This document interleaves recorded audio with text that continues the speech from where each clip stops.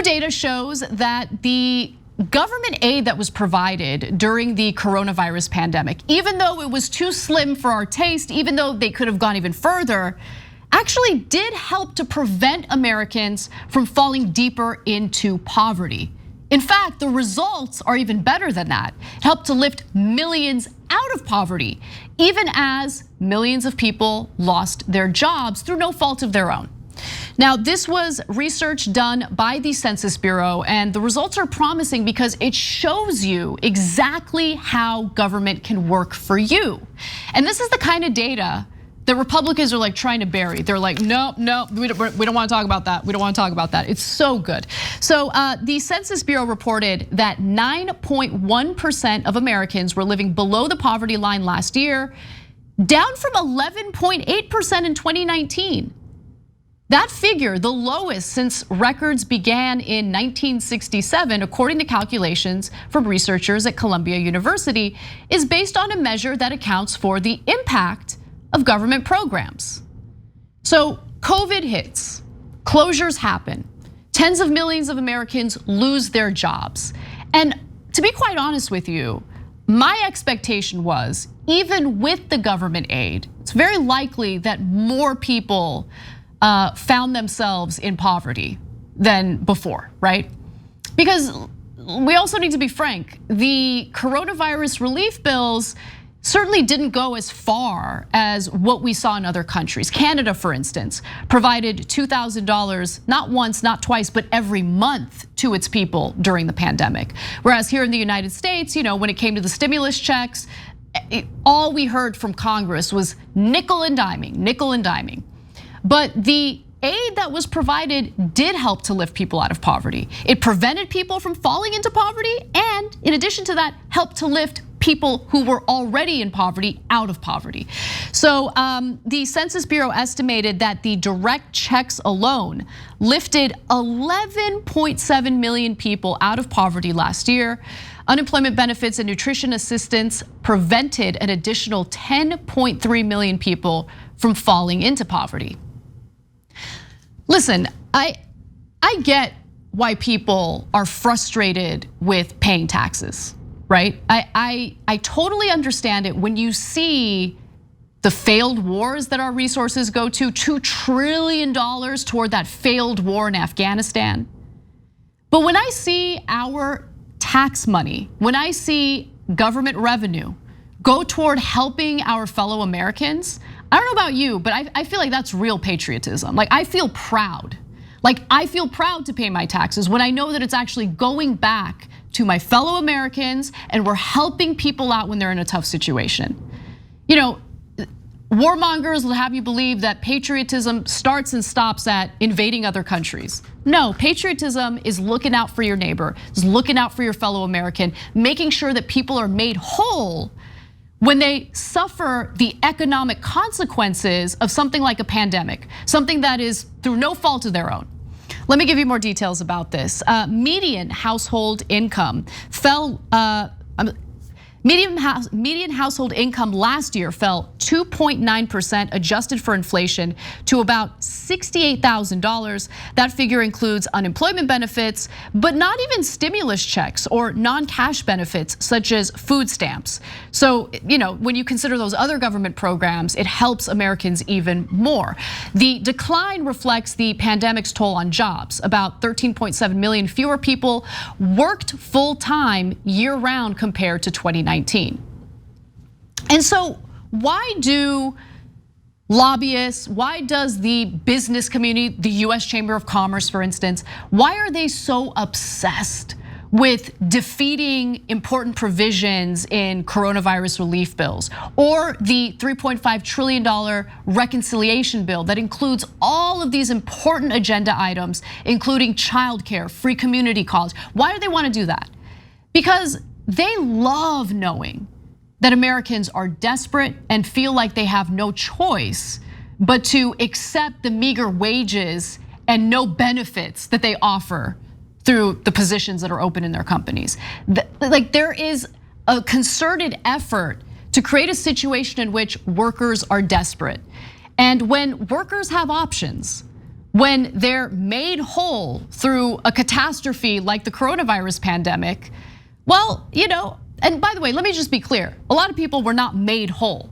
This was an effort that worked in avoiding, poverty becoming worse in the country than it already was, right? So poverty wasn't exacerbated in the country as a result of these government programs. So a lot of people weren't made whole, but what the government did help to prevent additional Americans from falling into poverty as a result of this pandemic, and some millions were lifted out of poverty because of the help.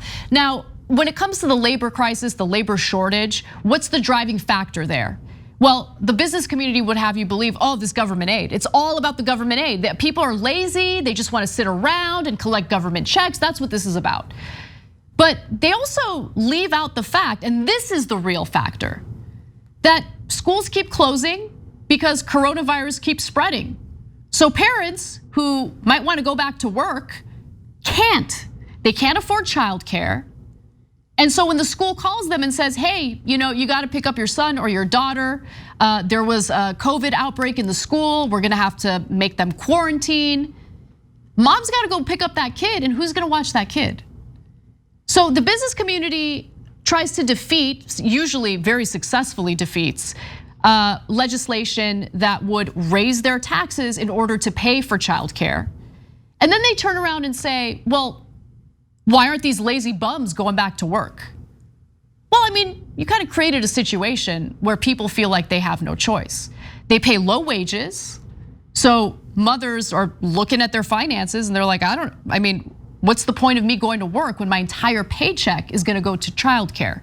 So what the Biden administration is trying to do through the budget reconciliation bill, in providing childcare, in providing permanent child tax credits, in ensuring that community colleges offer 2 years of free education, all of that stuff helps to honestly lift people out of the awful financial situation that they have found themselves in because of how rigged this system has been against them. And to be sure, inequality doesn't just come out of nowhere. It has been rigged against them. During the Trump administration alone, you have $2 trillion of tax cuts that primarily help the wealthy, the top 1% and corporations. They said it was a middle class tax cut. That is not what it ended up being. They have no problem with that. But when it comes to ensuring that the system provides equality of opportunity, allows for Americans to be able to take care of their families and go to work, allows for Americans to get an education without falling deeper and deeper into debt, they don't want to pay for that. That's what this is really about. So this is a perfect example of how government can work. And imagine if they go even further. Imagine if Biden succeeds in getting that budget reconciliation bill passed. Among those who kept their jobs, by the way, they did real well. Median earnings rose 6.9%. And by the way, an estimated 7.5 million people lost their federally subsidized unemployment benefits this month after Congress allowed that, allowed the unemployment benefits to expire.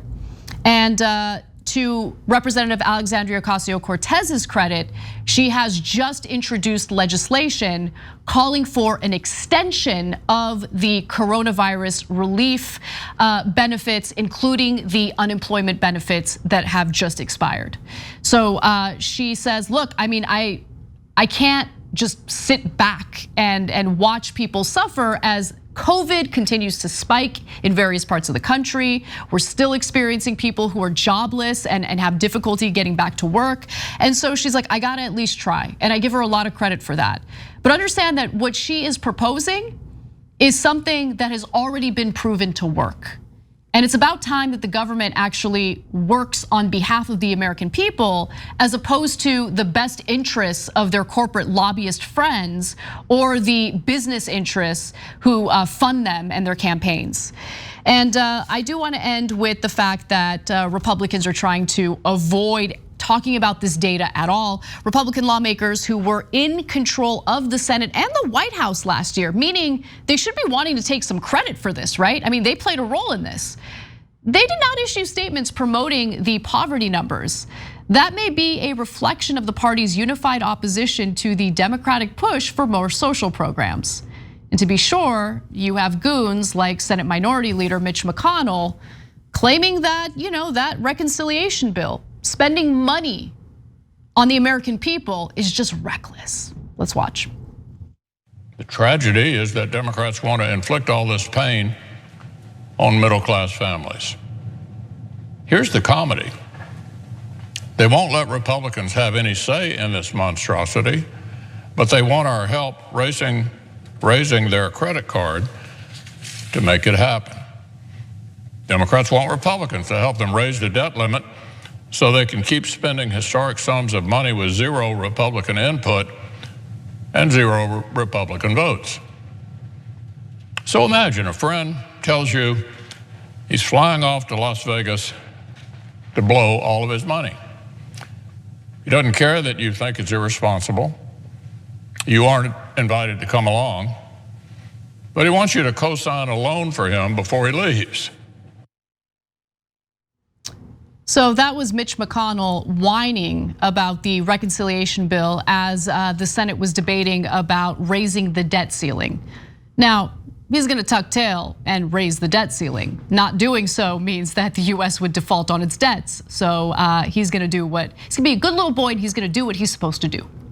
But the point here is, despite all of the faux populism coming from right-wing figures, I mean, Manchin hasn't really dipped into that, but we do hear a lot of lip service from GOP lawmakers regarding like, oh, Americans are really struggling. It's unfair, it's the elites, it's the global cabal. They don't want to help you out. In fact, they don't even want to take credit for what they did last year to help Americans. Something that I would want to campaign on, something that I would want to bring to everyone's attention. Look, we passed policy that worked. The reason why they're not talking about it is because their donors are telling them to shut up and do whatever you can to strip down or fully defeat that budget reconciliation bill. We don't want to spend money on helping Americans out. That's how it works. Thanks for watching The Young Turks, really appreciate it. Another way to show support is through YouTube memberships. You'll get to interact with us more. There's live chat emojis, badges. You've got emojis of me, Anna, John, JR. So those are super fun. But you also get playback of our exclusive member-only shows and specials right after they air. So all of that, all you gotta do is click that join button right underneath the video. Thank you.